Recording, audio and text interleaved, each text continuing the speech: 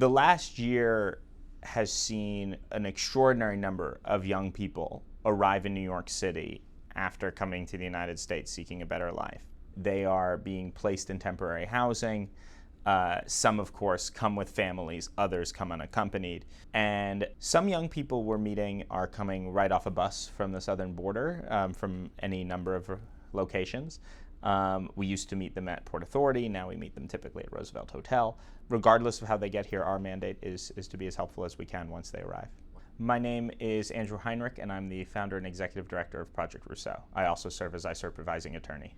We work with young people to ensure that they have all of the support and resources they need to reach their full potential.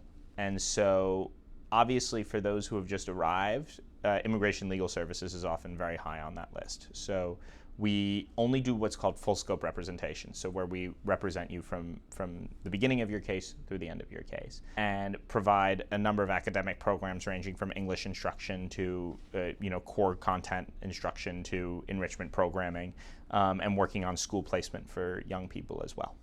Rescuing Leftover Cuisine sources food donors for us so that we can go pick up food and deliver it to folks when they need it.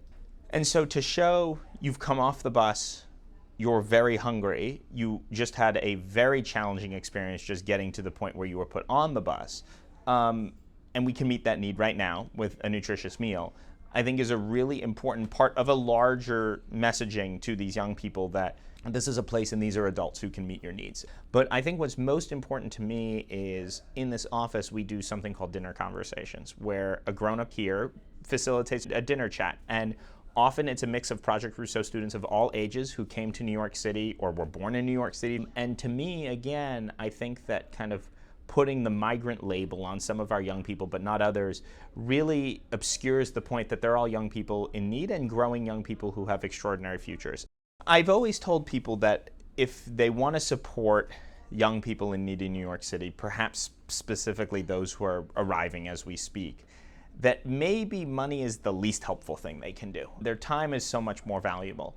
Our staff and interns are the ones picking up our food deliveries. If you're able to substitute for us on that, that's an hour and a half, 2 hours a day of that person's time that can go back to serving young people they know in our office and have a pre-established rapport with. So go to RLC's website and sign up to volunteer that way. If you are interested in donating your food, I think that is actually a really incredible way to get involved, particularly balanced, nutritious meals that can meet a number of nutritional needs of our young people.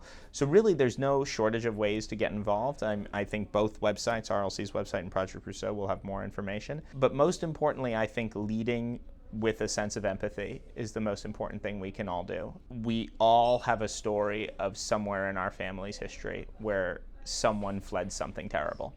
And to remember that maybe just because for some of us that happened further up the family tree, doesn't mean that these aren't relatives of ours, as it were, in new circumstances. And I think that when we understand that, we can be all the more helpful.